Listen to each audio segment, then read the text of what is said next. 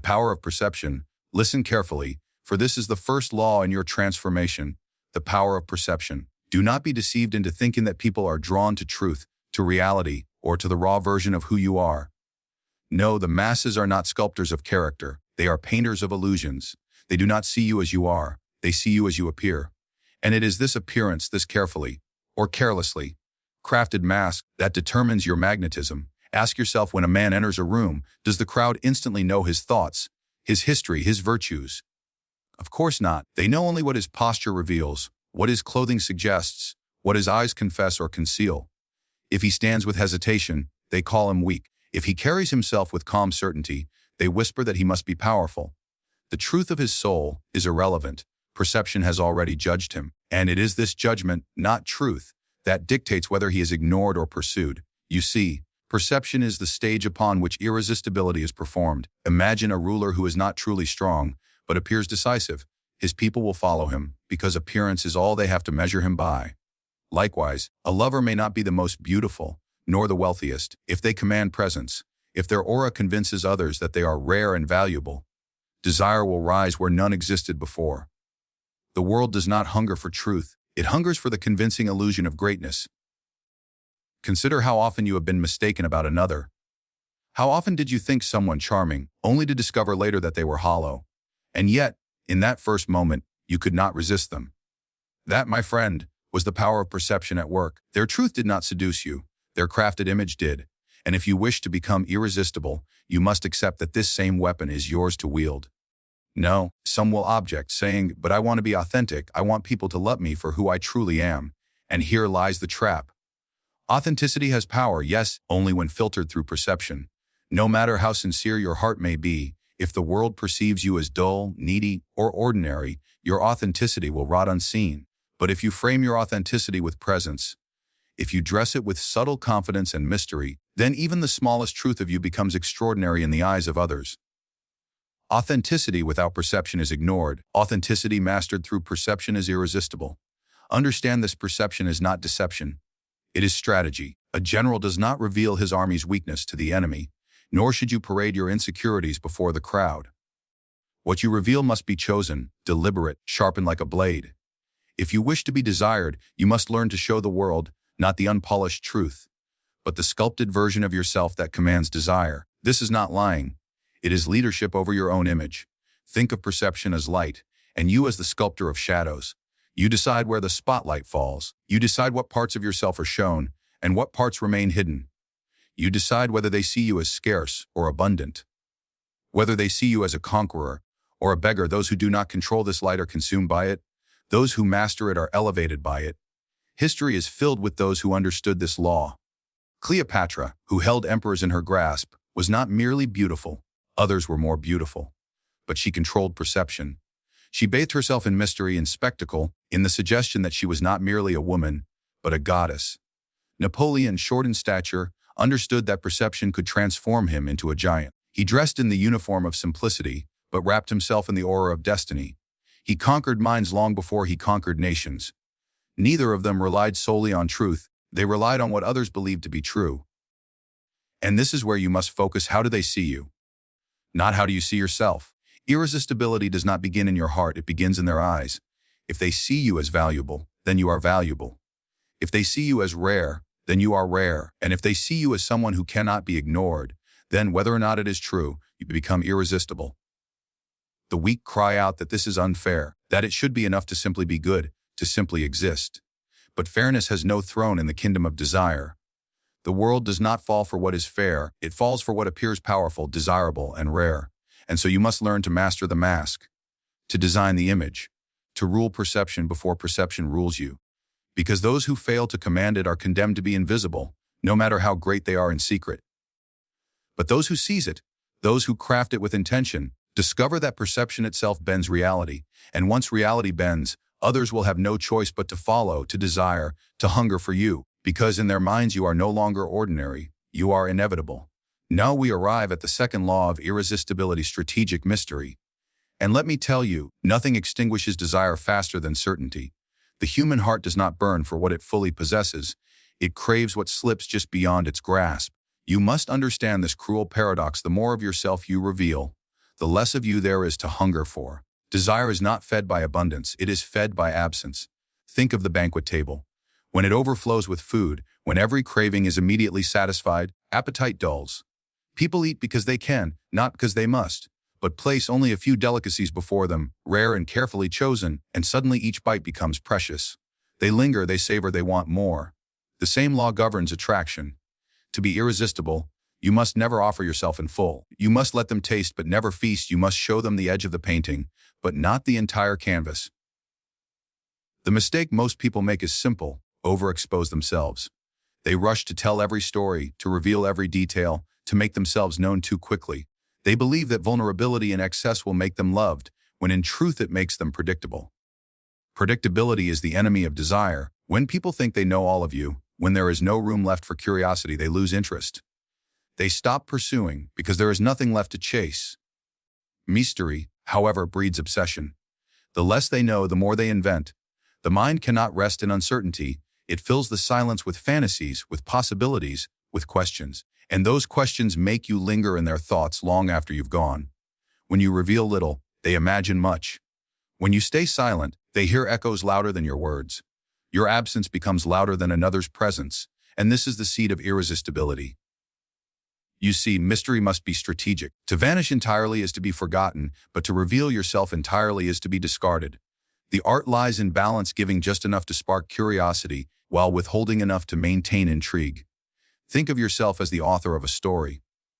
If you tell the ending in the first chapter, why would anyone keep reading? If you end each chapter with a question, a revelation half revealed, your audience cannot put the book down. They are enslaved by their own curiosity. History offers countless examples of this principle. Consider the rulers who maintained distance from their people, appearing rarely, cloaked in ritual, never fully accessible. Their mystery transformed them into figures larger than life. They became myths while still alive. Or think of the courtesans and seducers who revealed only fragments of themselves. A glance, a smile, a fleeting touch. And in doing so, drove kings and nobles into obsession. It was not the abundance of what they gave, but the scarcity. Scarcity makes anything appear priceless.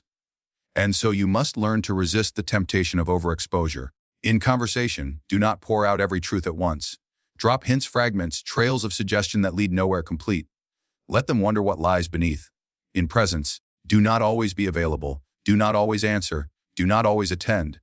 Your absence, if measured, creates a hunger that your presence alone could never achieve. Irresistibility thrives not in what you give, but in what you withhold. Do not misunderstand me. Mystery is not silence. Mystery is not cold distance. Mystery is crafted. It is deliberate. It is the calculated art of giving the world only a glimpse, a taste, a shadow of who you are. It is allowing them to see enough to be drawn in, never enough to feel satisfied. Like a flame glimpsed through smoke, it burns brighter because it is half hidden. The imagination, after all, is always more dangerous, more powerful, more seductive than reality itself. Think of the times when someone fascinated you, not because they were flawless, but because you could not quite grasp them. You wondered what they were thinking, where they had been, what they truly desired. It was not the clarity that enchanted you. It was the uncertainty. This is the force you must learn to wield. For clarity breeds comfort, and comfort breeds indifference. But mystery breeds pursuit, and pursuit is the very blood of attraction. Even in power, mystery holds sway. A ruler who is always accessible loses reverence. A leader who speaks constantly is soon ignored. But one who appears sparingly, one who withholds their words until they are necessary, commands attention when they finally speak. Their silence becomes as important as their voice. Their distance becomes as powerful as their presence. Strategic mystery transforms the ordinary into the extraordinary, the mortal into the myth. So when you feel the urge to explain yourself fully, restrain it. When you want to be endlessly available, resist it. When you are tempted to reveal everything at once, hold back. You are not running a race to be understood. You are constructing a labyrinth in which others willingly trap themselves. You are not seeking to be obvious. You are seeking to be unforgettable. And the unforgettable are never fully known. They are pursued, wondered about, spoken of in whispers, and imagined in countless ways by those who can never quite capture them. Now let us turn to the third law of irresistibility, calculated confidence. Understand this: confidence is the lifeblood of attraction, the invisible force that makes others lean closer, even before you speak a word. And yet, so many misunderstand it. They confuse confidence with arrogance, with noise, with a desperate need to prove themselves. But true confidence, the kind that seduces without effort, is never reckless. It is deliberate. It is controlled. It is calculated. Imagine a general standing before his army. If he trembles, if he doubts, his soldiers will crumble before the battle begins. If he boasts loudly, screaming of his own greatness, they may cheer, but they will also sense his insecurity hidden beneath the noise.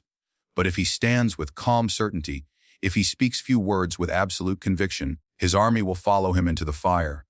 Confidence is not the loud roar of the insecure. It is the quiet certainty of the one who knows. This certainty is irresistible because it suggests mastery.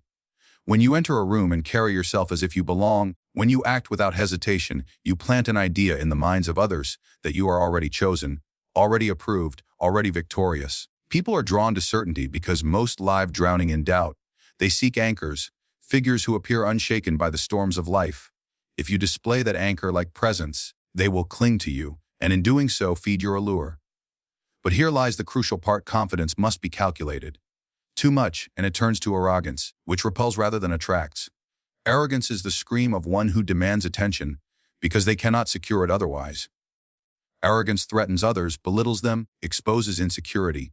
Confidence, true confidence, does the opposite. It reassures. It suggests that you do not need to dominate anyone because you have already conquered yourself. It is calm, steady, and undeniable. Consider how the world reacts to hesitation.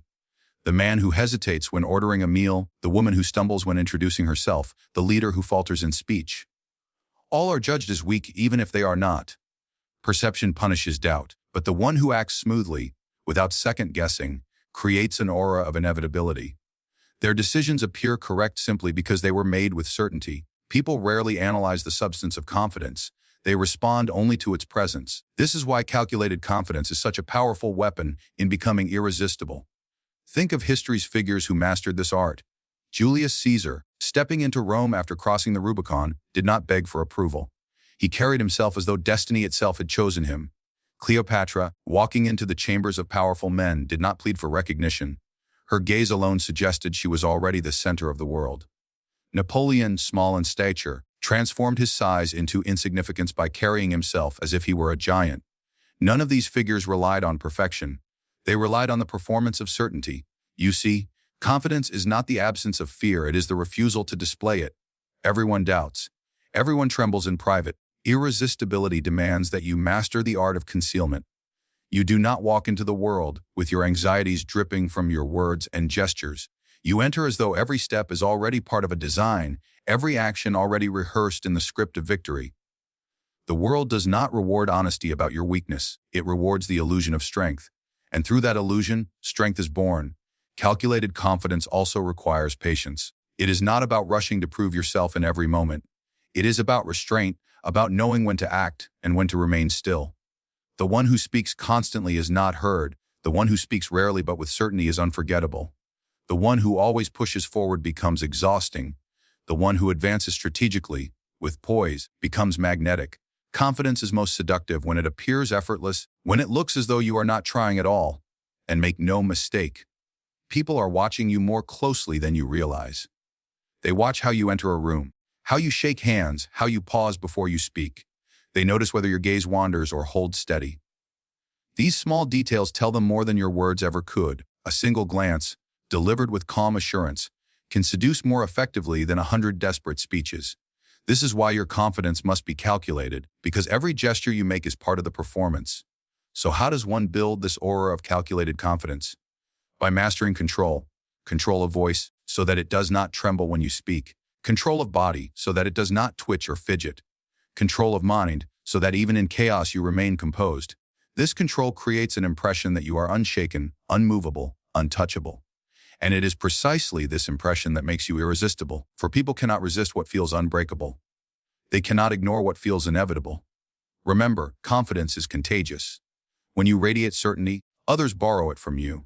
They feel stronger in your presence, more capable, more alive. And because you make them feel this way, they return to you again and again. They cannot resist you, not because of what you say or do, but because of how you make them feel about themselves in your presence. That is the ultimate seduction. Not demanding admiration, but inspiring it by embodying the calm certainty they secretly crave.